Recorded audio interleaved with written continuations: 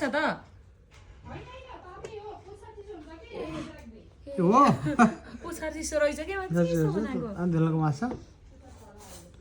अनि हामी खाँदैछौँ सुरेश सर यहाँ हुन्छ माछा लभर उहाँ चाहिँ माछा सम्बन्धीको स्पेसल विशेषज्ञ हाम्रो सर हुन्छ सर हजुरले माछा सम्बन्धी पढ्नु अनि माछा धेरै खानुहुन्छ माछा धेरै खानु त हजुर त माछाको विषय के हो माछा यो माछा कहाँको माछा हो यही खाने अब